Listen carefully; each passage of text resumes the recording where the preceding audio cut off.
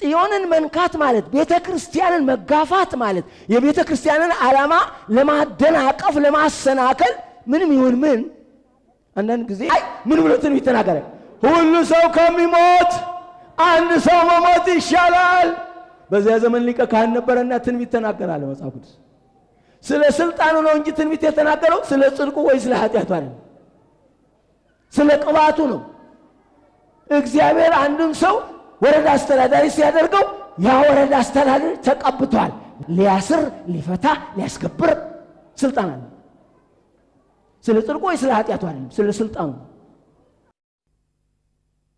ምንድነው ነገሩ በጣም ግን ይሄን ያህል ብር ብትከፊ ትድኛለሽ ይድንልሻለች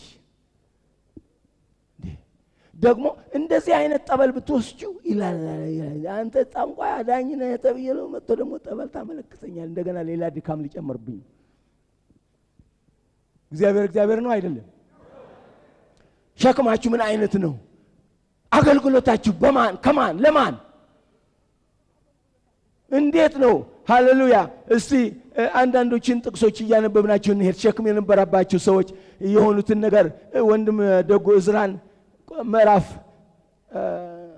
አንድና አንብልኝ ይሄ ጸሎት ከተፈጸመ በኋላ በዚህ አይነት ጸሎት ሲጸልዩ ምን እንደተፈጠረ እዝራ ምዕራፍ 1 ቁጥር 1 ማን ነው ቁጥር 1 ጀምርልኝና እዝራ 1 ከ1 እስከ 4 አንብልኝ እንደው እግዚአብሔር እንደምችል እግዚአብሔር ይችላል በኤርምያስም አፍ የተናገረው የእግዚአብሔር ቃል ይፈጸም ዘንድ አሜን በፋርስ ንጉስ በቂሮስ በመጀመሪያው ዓመት እግዚአብሔር የፋርስን ንጉስ የቂሮስን መንፈስ አስነሳ ዋው እርሱም በመንግስቱ ሁሉ ይችላል አይችልም ጸሎት መመለስ ይችላል አይችልም ደካማ ጸሎት ከኛ ይራቅ በኢየሱስ ስም ራይ ያለው ጸሎት ነው እግዚአብሔር መሆኑን አውቃለሁ አለ እዝራ እግዚአብሔር መሆኑን አውቃለሁ አለ ነህምያ እግዚአብሔር መሆኑን አውቃለሁ አለ ኢያሱ በዛ ዘመን የነበረው ነብይ አሜን ኢየሱስ የተመሰገነ ይሁን እንደገና እግዚአብሔር ነው አለ ሃሌሉያ ማን ነው ስሙ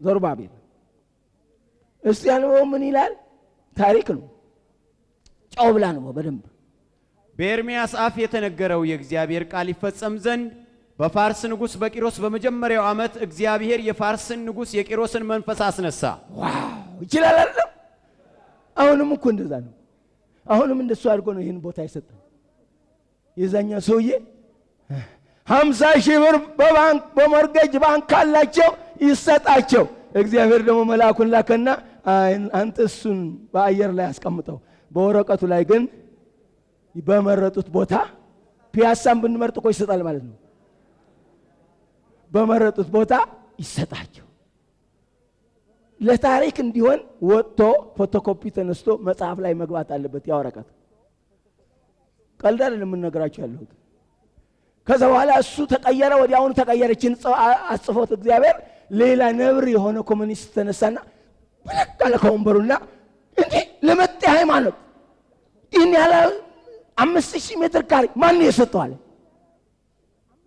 ለካ እግዚአብሔር ከላይ ደግሞ ነበር እኔ እቺን ስሰማ ብቻ ተነስቼ ወደ ቤቴ ምንም አልተናገርኩ ሮጥኩና መሬት ላይ ወድቄ እየተንከባለልኩ እዛ ሽንት ቤት በሚያልፍበት ጣውላ ላይ ጌታ ሆይ አለቃ ያንተ ኮሙኒስት ያንተ ካፒታሊስት ያንተ ምን ችግር ገጥሞ መሬት ያንተ አንተ ነው የፈጠርከው ምን ችግር ገጥሞ ነው ያኛውን ወስደህ ያኛውን ያስቀየርክብኝ አልኩ ለካ ለበጎ ኖሯል ነገሩ ያኛውን ቢነቃ ኖሮ ጉድ ሊሰራ ኖሯል እንዳይነቃ እግዚአብሔር ሳይነቃ ጭንቅላቱ ሳይነቃ ወስዶ ወደ ሌላ ሀገር አቤት አሰራሩ እኛ የማን አገልጋዮች ነን የእግዚአብሔር እስቲ እግዚአብሔር በሉ እኛ የእግዚአብሔር ባሪያዎች ነን ከዛሬ ጀምሮ የሥጋ ባሪያ አልሆንም የሰይጣን ባሪያ አልሆንም የዓለም ባሪያ አልሆንም የማን ባሪያ ነኝ እግዚአብሔር ባሪያ ነኝ አንወይስ ከቂሮስ ምን አረጋው እግዚአብሔር እርሱም በመንግስቱ ሁሉ አዋጅ አስነገረ ዋው ደግሞም በጽህፈት አድርጎ እንዲህ አለ ዋው የፋርስ ንጉስ ቂሮስ እንዲህ ይላል የሰማይ አምላክ እግዚአብሔር የምድርን መንግስት ሁሉ ሰጥቶኛል አንድም ቀን እኮ እግዚአብሔርን አምልኮ አያውቅም የጣዖት ባሪያ ነው ግን መንፈስ ማን የሚቆጣጠር የሰውን መንፈስ የሰይጣንን መንፈስ የመላእክትን መንፈስ የፍጥረታትን መንፈስ ማን ነው የሚቆጣጠረው? እግዚአብሔር። አሁን የሱ ባሪያ እንመስላለን እኛ ቀስቀስ ያልን ያልን እንደው ከተቀመጥንበት እንደው ተጥመልምለን በገፊ ምንነሳ በገፊ ምናገለግል በገፊ ምንጸልይ በገፊ ምንጾም በገፊ በኢየሱስም ከኛ ይራቅ። እስቲ ምን አለ? የሰማይ አምላክ እግዚአብሔር የምድር መንግስታት ሁሉ ሰጥቶኛል። ዋው ልክ ነው፣ ሰጥቶታል። በይሁዳም ባለችው በኢየሩሳሌም ቤት እሰራለት ዘንድ አዞኛል። ከሕዝቡ ሁሉ በእናንተ ዘንድ ማንም ቢሆን አምላኩ ከእርሱ ጋር ይሁን። አሜን። እርሱም በይሁዳ ወዳለችው ወደ ኢየሩሳሌም ይውጣ። አሜን። በኢየሩሳሌምም ለሚኖረው አምላክ ለእስራኤል አምላክ ለእግዚአብሔር ቤት ይስራ። ዋው። በሚኖርበትም ስፍራ ሁሉ ለቀረው ሰው የአገሩ ሰዎች በብርና በወርቅ በዕቃም በእንስሳም ይርዱት። አሜን። ይህም በኢየሩሳሌም ላለው ለእግዚአብሔር ቤት በፈቃዳቸው ከሚያቀርቡት ሌላ ይሁን። አቤት አቤት አቤት አቤት አቤት አቤት! ይችላል። እስቲ በለን አንድ ጊዜ ይችላል። አንድ ጊዜ አናጨምጭ። ትችላለህ፣ ትችላለህ፣ ትችላለህ፣ ትችላለህ፣ ትችላለህ፣ ትችላለህ። አንተ ትችላለህ። ዕዝራ ምዕራፍ 6 አንብልኝ። ሌላውም ንጉሥ ይሄ ሲሞት አድማ ተነሳባቸው። ማን ነው ስሩ ያላቸው?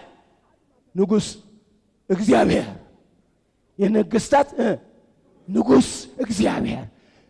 እነዚህ ደካሞች ይሰራሉ አሉና ተነሱባቸው። እነ ሰንበላጥ የሚባሉ እነ ሌሎችም የሚባሉ ከወንዝ ማዶ ያሉት ማን እንደሆኑ ታውቃላችሁ እናንተ? አሜን። ከወንዝ ማዶ ያለው ሁሉ ሸለፈታሙ በሙሉ ያልተገረዘ ሁሉ ሲል ለካ እግዚአብሔር ነው። ለካ እግዚአብሔር ነው። እዚህ አካባቢ የነበሩ ከወንዝ ማዶ የነበሩ ሰዎች እንዴት በክፍለ ጦር አካባቢ ለመጤ ሃይማኖት አሉና እስከ ሚኒስትሩ ድረስ ሮጡና እኔ ጸጥ። ከዛ በኋላ መጣም ጠበንጃ ይዘው መጡ። ይዘው ወደ ቀበሌ። ከዛ በኋላ ማን ያዘዘ? መንግስት። ማን መንግስት?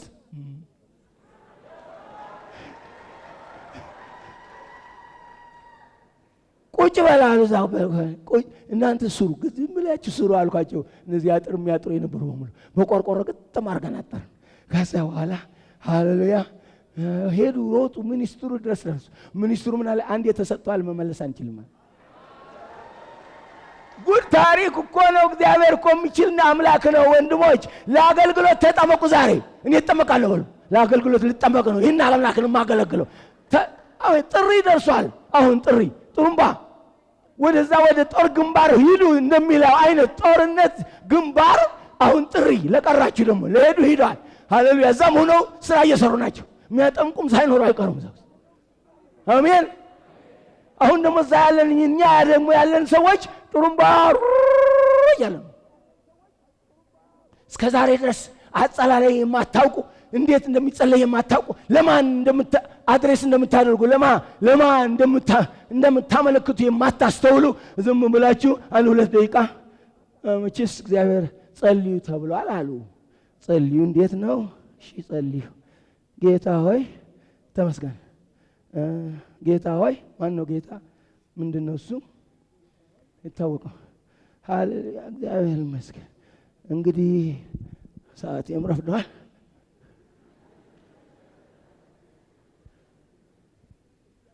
ሃሌሉያ ኢየሱስ የተመሰገነ። እስቲ አንብልኝ ምዕራፍ 6 ኢየሱስ የተመሰገነ ይሁን። ከቁጥር 1 ጀምረህ እስከ 12 ታነብልኛለህ። ማነው? ምዕራፍ 6 ከቁጥር 1 እስከ 12። ኢየሱስ ይባረክ። በዚያ ጊዜም ንጉሡ ዳርዮስ መዛግብት ባሉበት በባቢሎን ቤተ መጻሕፍት እንዲመረመር አዘዘ። ከዛ በፊት እንግዲህ ክስ መጥቷል፣ ጦፏል። እንዴት እስቲ መዛግብት ይመርመር ተባለ። እሺ። በሜዶን አውራጃ ባለው አህምታ በሚባል ከተማ በንጉሡ ቤት ውስጥ አንድ ጥቅል ተገኘ። በውስጡም ይህ ነገር ለመታሰቢያ ተጽፎ ነበር። በንጉሡ በቂሮስ በመጀመሪያው ዓመት ንጉሡ ቂሮስ እንዲህ ብሎ አዘዘ። በኢየሩሳሌም ያለው የእግዚአብሔር ቤት መስዋዕት የሚቀርብበት ቦታ ይህ ቤት ይሰራ፣ በጽኑም ይመስረት። ቁመቱ 60 ክንድ ወርዱም 60 ክንድ ይሁን። በ3 ተራ ታላላቅ ድንጋይ በአንድ ተራ እንጨት ይደረግ። ወጪውም ከንጉሱ ቤት ይሰጥ። ናቡከደነፆርም በኢየሩሳሌም ካለው መቅደስ ወስዶ ወደ ባቢሎን ያመጣው የእግዚአብሔር ቤት የወርቅና የብር ዕቃ ይመለስ፣ በኢየሩሳሌምም ወዳለው መቅደስ ወደ ስፍራው ይወሰድ። ሳህኑም አይቀር በእግዚአብሔር ቤት ይመለስ ይኑር። እስቲ ሳህኑም አይቀር በሉ፣ ብርጭቆም አይቀር፣ ወርቁም ብሩም አይቀር። ለእግዚአብሔር አገልግሎት የተለየ ነገር በሙሉ ወደ ኢየሩሳሌም ባቢሎን ተሳስታ ነበረ፣ ይቅርታ እንጠይቃለን አምላካችንን አለ። ሃሌሉያ። ዳርዮስም ተጨመረ። ከዚያ በኋላ ምን አለ? ሳህኑም ድሮ የተወስዶ የነበረውን ይመለስ።